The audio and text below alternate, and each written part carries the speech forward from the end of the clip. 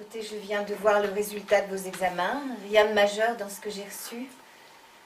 Mais j'aimerais en avoir le cœur net.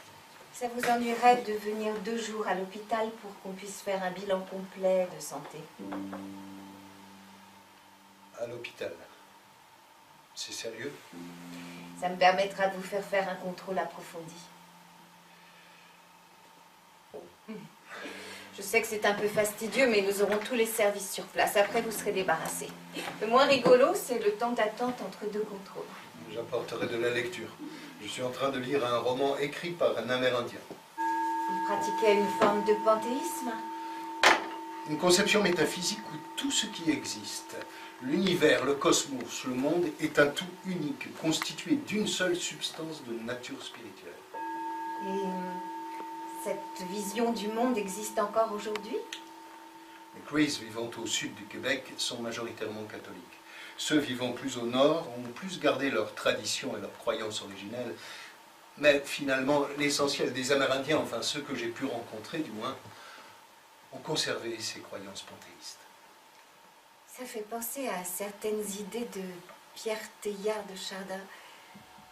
Je ne sais pas si vous connaissez. Vous allez être surprise. C'est dans les tribus Crees que j'ai entendu son nom pour la première fois. Vous plaisantez? Pas du tout. N'oubliez pas que Teilhard était jésuite. Et ses collègues ont été et sont encore de grands missionnaires. Ceux qui sont venus il y a 50 ans ont rencontré les mêmes difficultés que leurs prédécesseurs vis-à-vis de la création du monde et vis-à-vis des divinités des héros. Ils ont fait le rapprochement avec les idées de Teilhard. Ils en ont parlé pour essayer de créer des passerelles. Pardonnez ma question un peu directe. Vous êtes croyant? Pas du tout. Vous savez, en tant que scientifique, il m'est difficile d'admettre la possibilité de l'action d'un Dieu, immatériel par définition, qui viendrait s'intercaler entre une cause matérielle et son effet.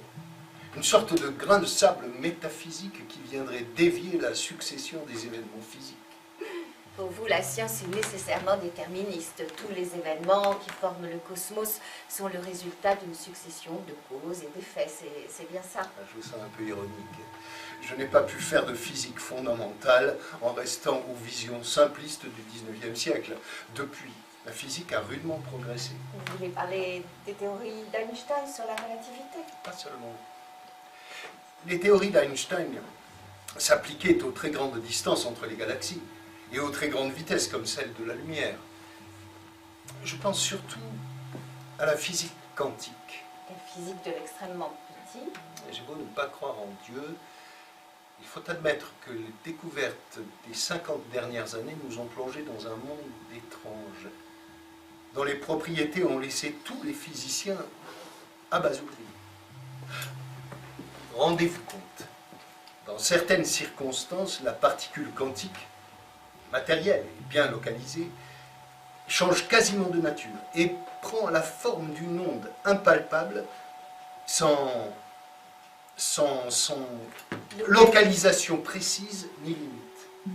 Ce qui veut dire que chaque particule a pratiquement les dimensions mêmes de l'univers. Oui, absolument. Aujourd'hui, nous ne savons plus ce qu'est vraiment la matière. Docteur, ça ne sert à rien de chercher à me rassurer. Il faut que je sache, c'est tout. Je vous promets que je vous dirai exactement votre état. Mais en attendant, il faut essayer les traitements et il faut que vous vous battiez contre la maladie. Oui.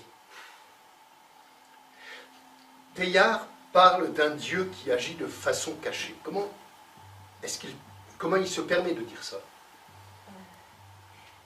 Je ne sais pas si c'est bien que nous reprenions cette discussion. Docteur, laissez-moi au moins le droit de décider ce qui est bien pour moi. S'il vous plaît, répondez-moi. Bon. En fait, c'est grâce à une notion essentielle. Teilhard conçoit de façon très originale les rapports entre l'esprit et la matière, entre le corps et l'âme. Vous pouvez préciser? Selon Teilhard, l'univers n'est pas composé de deux substances distinctes, l'esprit et la matière, mais d'une substance unique qu'il nomme l'esprit-matière avec un trait d'union. Et cette notion d'esprit-matière concerne la structure même de notre univers. Elle fait disparaître l'opposition entre la face spirituelle et la face matérielle des choses. Effectivement, je comprends que les Amérindiens se soient retrouvés dans cette idée. Mais comment est-ce qu'ils la justifient? En fait, cet univers composé de cette substance unique d'esprit-matière nous apparaît comme double parce que nous en prenons connaissance par deux voies distinctes. Je comprends pas. Et si nos sens ne nous présentent que la face matérielle des choses, tandis que notre vision intérieure directe rejoint leur face spirituelle, lorsque nous nous retirons en nous-mêmes, dans la réflexion profonde par exemple. C'est donc par une intuition aiguë que nous percevons l'esprit qui est en nous. Mettre en balance une intuition et ce que perçoivent nos sens, c'est un peu risqué. C'est qu'en fait, nos organes sensoriels sont trompeurs. Ils nous présentent un monde d'objets répartis dans l'espace et le temps, mais que perçoivent-ils du monde extérieur? Des vibrations, uniquement des vibrations lumineuses, acoustiques, tactiles. Une synthèse de vibrations. C'est cela, notre perception du milieu extérieur. Notre vision du monde ne serait qu'analogique. Oui, elle résulte de la réunion de vibrations diverses et elle diffère autant de ce qu'est le monde dans sa nature intime que l'émotion de l'écoute d'une symphonie due en fait aux vibrations d'une aiguille sur un disque. Nos organes sensoriels n'auraient qu'une perception limitée du monde extérieur. Oui,